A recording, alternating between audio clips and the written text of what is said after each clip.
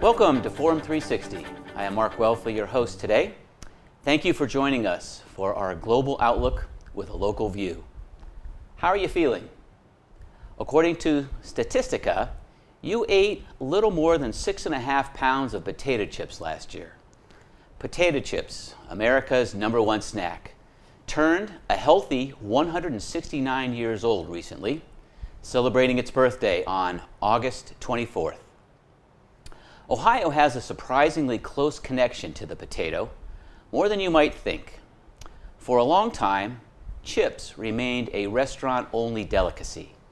In 1895, an Ohio entrepreneur named William Tappenden found a way to keep potato chips stocked on grocery shelves and deliver them in barrels to local markets via horse-drawn wagon.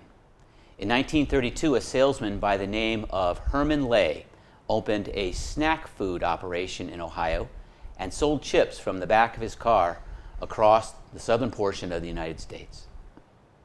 Following in the footsteps of these potato chip entrepreneurs are my guests today.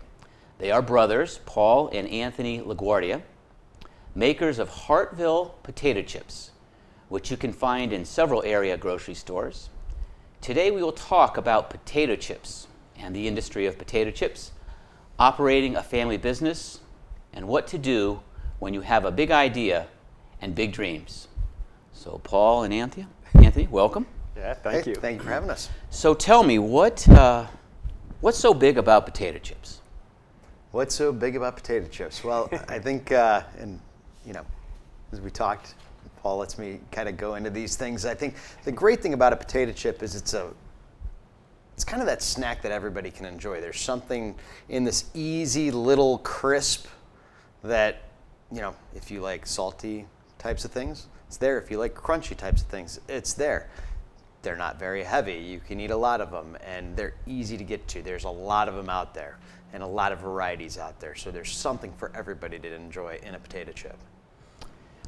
Thank you. Yeah, I think also it's kind of a low-risk snack food.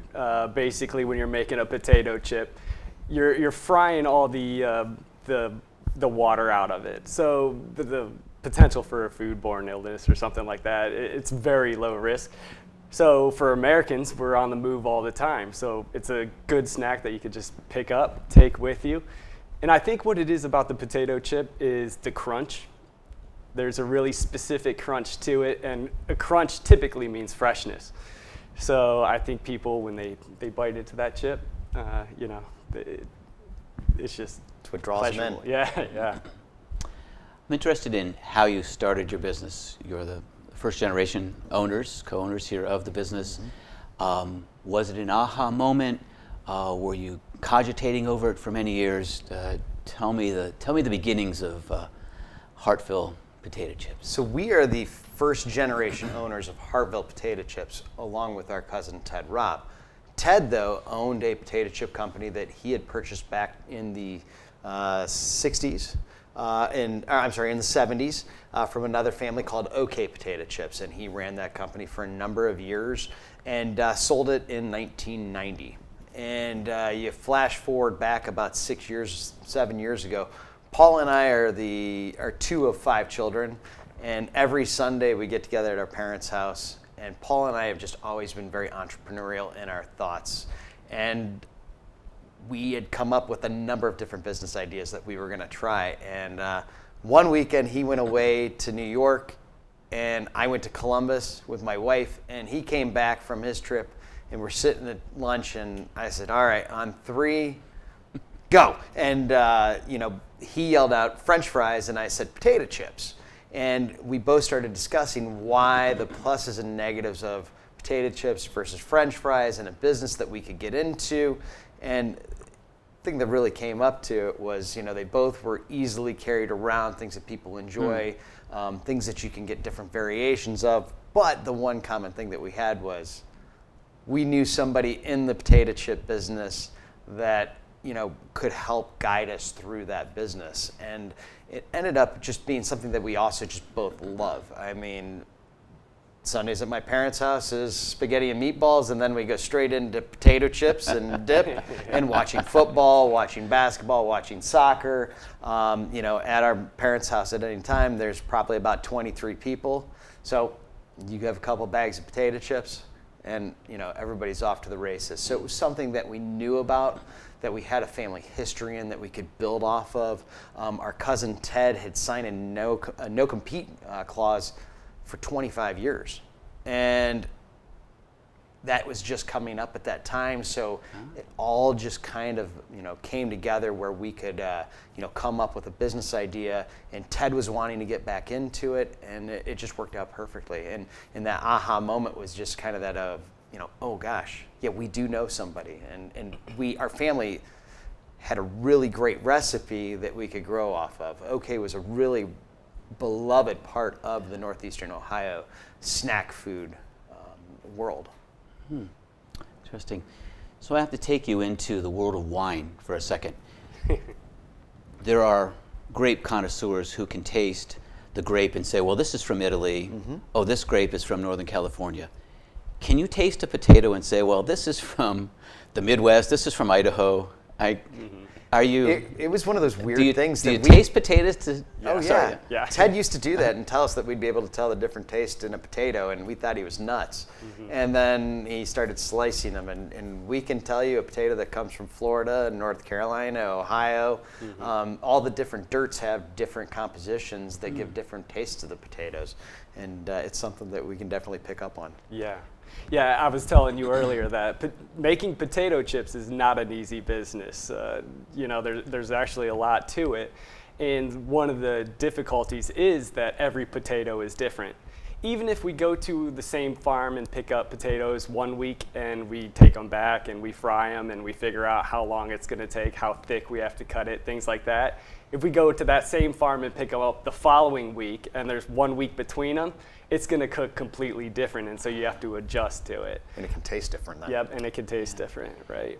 Do you think the average snack food consumer watching football on a Sunday afternoon can distinguish? I mean, your palates are probably pretty sophisticated in terms of taste, but can the average consumer, do you get letters or notes of saying this bag is different than this? Very rarely. I mean, it's pretty hard to tell. I mean, unfortunately, and he doesn't look like it, we eat a lot of potato chips, so we see a lot of differences in those potato chips.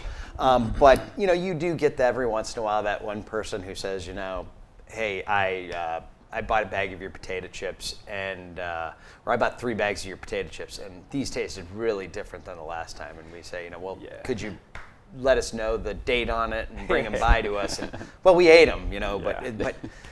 I think there is a such thing as like a super taster out there that actually can taste differences and remember those differences. The other thing I'll say is people are serious about their potato chips. You would not believe it. It wasn't something I necessarily understood before we started the business, was just how much people love potato chips. They have a specific kind that they like, and they like specific things about them, and they're not afraid to tell you what they think. Yeah, and to be honest with you, piggybacking off of that, the reason we named ourselves Hartville Potato Chips instead of OK was because people had such a love for the OK potato chip. And while we are a variation of that family recipe, things have changed in the last 25, 30 years with oils that the government has banned, and the different products that we can get to make the potato chips. People had such a strong tie to the OK potato chip brand, similar to the other potato chips that are out there that some people love, that if we would have called ourselves OK, they would have just killed us right off the bat. And they did. They were like, we thought you were OK. Well, no, we're Hartville Potato Chips. OK was OK. OK was great. I remember it. I mean, I still can taste an OK potato chip in my mind. And so there are people out there that do have that bond and that taste that they remember. So it's a really interesting conversation that most likely from bag to bag, they're not going to tell the difference between your brand, but they can tell the difference between the different brands. Interesting. So it's one thing, I think, to count to 5 and say, French fry and potato chip. It's another thing to say, okay, we've got these enormous multinational players in this space. How are we going to start, finance, do we really want to take them on, or are we going to try to carve out a small piece in our local? I mean, so take me through to the next conversation after, okay, we're going to do this. Then when it comes down to the small details, how did those details get resolved? What was going through your mind? So as far as competing with the much larger players, honestly, we haven't really even scratched the surface yet. If we're quite honest, I mean, we're a very small fish in a huge pond, and my dad and myself, we're still delivering chips, to a lot of the retailers. So we see how many the Lays and Utz are bringing in, and we're bringing in our couple boxes and things. And, we're making a small scratch now, but hopefully we continue to grow. I think the way that we've been able to do that is when we wrote the business plan, we wanted to be the potato chip of the community. Really, I mean, Lay's and Utz, they're enormous companies, and you really can't see what they're doing. What we want to be is kind of a little more transparent, show who Anthony and I are. As we continue to grow, invite people in, kind of see us making potato chips, and kind of just in social media and things like that, kind of tell them what we're doing exactly and show them what we're doing. So if you go to our social media, we're always posting things about, the potatoes that we're bringing in. We go to a local farm and we pick up potatoes, and we utilize the white space on our bags to kind of show, when we're using Pachedli farms, we put that on our bags and things like that. Mm-hmm. It's a very grassroots effort to make it happen. And I think, you asked, what were those steps? Again, we were really lucky in that we had Ted, who during those 25 years that he was not making potato chips, he was helping other companies get their equipment to make potato chips around the world. So he had seen a global macro vision of this business, was able to help bring it to our little micro kettle chip, as we call it. We're kind of like a brewery of potato chips, a microbrewery, and he was able to help us formulate those things and take those next steps. And like Paul said, it was become the community chip, become the one that people are aware of here. And it's amazing. It's built to where we're in over 400 stores throughout Ohio, in Western Pennsylvania, and West Virginia. So, and we're just growing. So, it's baby steps. Mm-hmm. I think there's a great interest in buy local, stay local. Yep. Yeah, that's and helped we a lot. we hit right at that perfect time. Yeah, where sure. it was the buy local. Yeah, sure. Yeah. If you're just joining us, welcome. My name is Mark Welfley, and I am here with the co-owners of Hartville Potato Chips, and that's Anthony and Paul LaGuardia. And we're talking about family businesses, the potato chip industry, and other tasty nuggets of conversation. I'd like to continue on with our conversation here, gentlemen, talking a little bit about family businesses. How do you decide who's going to do what? Specifically, kind of loading up all the questions for you to react to.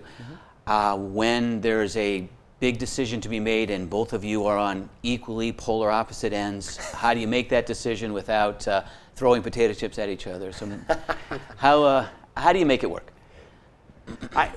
To be honest with you, well, luckily we have our dad and Ted there, who are also really good people to bounce ideas off of. But I think there's been very few times where there's been things that we haven't agreed upon. We went into this business knowing that, hey, this can be tough. There's a lot of family businesses in the LaGuardia family, so we've seen how the interactions can happen. But we've had a great relationship growing up, and I trust Paul to make a lot of big decisions. He doesn't always have to bounce things off of me, and I think in turn, when he needs me to go out and talk to people, be in front of people, he trusts me. So there's a lot of trust right there. There haven't been those big head-butting issues, but when there are, it's okay, let's take a step back. And then I say, okay, Paul, you make the decision. So. Yeah, I think Anthony especially hit it on the head when he mentioned having my dad and our cousin Ted Rob involved. At a high level, they're able to just look at both of us and really help us out. And Anthony and I really don't butt heads very often, if ever. So it does work pretty well. as far as timing, you mentioned timing is almost everything, right? Along with the ingredients and the recipe, right? But timing, and in the sense of COVID, like it sounded like COVID helped your business, or did it hurt it, or how do you react to? Yeah, so the industry in general saw a huge uptick in potato chip buying. I think as people kind of stayed home and, Netflixed and chilled, they also ate potato chips. For us, we were kind of in a vulnerable state because we were a very new business, putting our own money into the business. And we were growing at that point. I mean, we didn't have a huge sales volume at that point. So it actually kind of allowed us to take a step back and kind of review where we were at while we were luckily getting some of those COVID grants and things like that. So we're currently employing a lot of older, retired individuals. So we didn't want to be cooking during the height of COVID with the potential of getting someone sick. So we really did take a step back and review the business at that point, kind of update our business plan. So we did take a hit in sales, but it kind of maybe worked out for the best. Well, and also at that same point, as we were able to reevaluate how we were doing things, we were actually able to better function the operations portion of the business and increase our capabilities, increase our success at how we were cooking, the amount of time it was taking, get people into the right positions. And then it was amazing because at that same time, as we kind of stepped back, people started binge purchasing and we started to see sales go up. So while it hurt some people, it actually kind of helped us in some ways. Chance to retrench. Sure. I noticed on your website you have chocolate-covered potato chips, and I want to say thank you very much for that. I really appreciate it because I'm from a family of big chocolate fans, and we like potato chips. So when you bring those two together, it's kind of like a Xanadu at our house. My question for you is about new products. Not only do you have any new ones that you want to talk about, and I know you may choose not to, and that's fine. But how do you go about thinking about new products? Yeah, so again, potato chip making is extremely difficult. Like I said, there's so much to it, and we're continuously learning each week we cook about making a better and better potato chip. Recently, we started cutting the original potato chips even thinner, making them more crunchy, and a lot of the other potato chip companies said we needed to start doing that, and finally I did start making them thinner, and that really made a better potato chip. So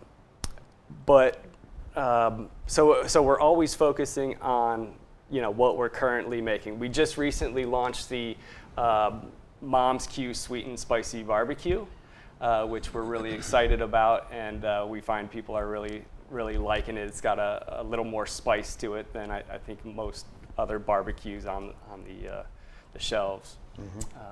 I would agree with you. You asked about the chocolate-covered potato chips. That all came to me. I was walking into a chocolate shop looking to get some chocolate for my wife, and it just so happened I was like, "Hey, what would you guys ever think about making chocolate-covered potato chips?" And I just so happened to ask the right person at the right time, and 15 minutes later, my phone is ringing from the owner of this company, and we had a wonderful collaboration with them on this, where they actually brought me in with 3 bags of potato chips and said, "Here's our 5 chocolate fountains, dip away." And it was a fat man's dream, I'm telling you. But a lot of the different ideas that we come up with are just sometimes just dumb luck, like walking into a chocolate company and saying, "Hey, what do you think?" The barbecue, Mom's Q, we had talked about what that next flavoring was going to be, and is it going to be salt and vinegar? Is it going to be like a sour cream and cheddar? Is it going to be jalapeno flavored? Blah, blah, blah. And we're lucky in that we have some relationships in the potato chip business where we can go to these people and say, "Hey, where do you think the next step would be?" And they're very honest with us, saying, "Hey, majority of the population likes the plain, but if you're going to go for something, go for the barbecue. And we kind of took a look around at the different barbecues that were out there, and I will tell you, this was not the chip that I figured that Paul was going to say, this is what I like. Because I was sitting here going, I love this chip, but it's a little spicy and it's a little sweet. And he came back and he had a seasoning made just for it, and it was perfect. And I think, we just kind of, that collaboration of, being able to say like, hey, this is what I like, just worked perfectly. We've done a lot of research and development on different, flavors. And while we don't want to announce what's next, there will be some things coming in the future. The hard part right now is that the costs of materials are so expensive due to some things. We asked, what was COVID like for us? Well, it helped us in some areas, but I think for a lot of businesses, it also, made it harder to advance those next steps of what you want. So there will be more coming. Yeah. I might have spoken out of turn. No. I just kind of wanted to reiterate that, me and Anthony were putting our own money into this, so we really got to be cautious about our next steps. And we cannot swing and miss, because if we're pulling the trigger on a barbecue or something like that, then we have to spend $10,000 to $15,000 on bags, and then you have to spend another $5,000 to $10,000 on the seasoning. And once you launch something, you're launching it. There's no going back. And if you swing and miss, for me and Anthony, that would. We have some friends that have come up with some seasonings that were, in theory, sounded like incredible seasonings. But they have thousands, and we're talking thousands of pounds of seasoning sitting in a room that they'll never use, and it goes bad after 6 months. It's funny.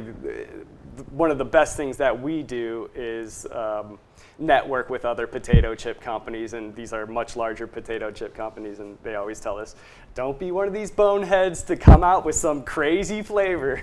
It's a lot of fun, but at the end of the day, does someone go back and buy 2, 3, or 4 bags in the future? Sure. Typically, those unique flavors is a one and done. So there are entrepreneurs and dabblers watching, listening today, and they have an idea in their head, right? And probably big dreams. So I want you to give me, them, us some advice. Like, what would you do when you have an idea that you think could be big? What advice do you give us, or anyone who is marching down the same path that you are? There's a couple things I would say. Anthony and I, again, we always wanted to be entrepreneurs, so we would bounce ideas off of each other. We've written business plans together that have gone absolutely nowhere. We wrote the business plan, and then we determined that there was too many barriers to entry, so it just wasn't going to work. So there's that. And then the one thing that I really learned from Anthony, and the good thing about him being a partner, is he has no shame in his game. So when we said we were going to start a potato chip company, I'm thinking, all right, we're going to go against Lay's, we're going to go against us, we're going to go against Shears. Yeah, right. But he was already out on the street saying, we're starting a potato chip company, so he kind of lived it before we even started. Living it, believing it, yes. You got to live it, and I think there's a few things, following up on that is, you got to make sure you have a product that people are going to want. It's okay if you want it. There were products that we came up with, like the limoncello and wine tour of the internet, thing.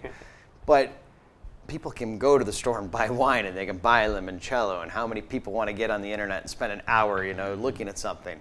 Whereas potato chips, people love potato chips. People loved our family's recipe of potato chips, and we knew that we had a product that people want.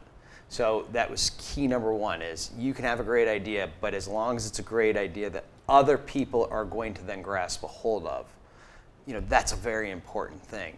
And like he said, you have to live it. You have to breathe it. You have to, wear the clothes and be willing to go out and stand. I mean, we started off going to farmers markets. We were in stores, but the first day we got into stores, one of the distributors that was leading the charge for us had a non-compete that they didn't realize with another potato chip company, and had to drop us off. And we had to get those chips to stores. But then we had to figure out, okay, we have all these chips, how are we going to sell it? So we had to start going to farmers markets, and how many potato chip companies have you ever seen at a farmer's market? But we went and we sold potato chips, and it got the name out there, and it got the product out there to people, and people started going to Acme and Giant Eagle and Heinen's and asking for it. Sure. And slowly but surely, they all started asking for our chips. So you've got to be out there and not afraid. We've got a cousin that, you got to fake it till you make it. Yeah. And I always hated that line, but it's true in some senses. Interesting. 10-second question, 10-second answer. Is there such thing as a healthy potato chip? No. Okay, thank you for that answer. And if there is, you don't want it. We're learning every day, so hopefully we learn how to make that healthy potato chip. Thank you. So my wife and my mom are both wanted me to ask you that. Yeah. question. Right. National Potato Chip Day is celebrated annually on March 14th. But to my guests, every day is National Potato Chip Day. I would like to thank Paul and Anthony LaGuardia for sharing their story with us today. I wish you continued success. And for those of you with an idea and a big dream, dream big, believe, work hard, and take a few moments to enjoy a few potato chips. Thanks for watching and listening. Let's keep our minds and ears open and chew with our mouths closed. Until next time on Forum 360. Forum 360 is brought to you by John S. and James L. Knight Foundation, the Akron Community Foundation, Hudson Community Television, the Rubber City Radio Group, Shaw Jewish Community Center of Akron, Blue Green, Electric Impulse Communications, and Forum 360 supporters.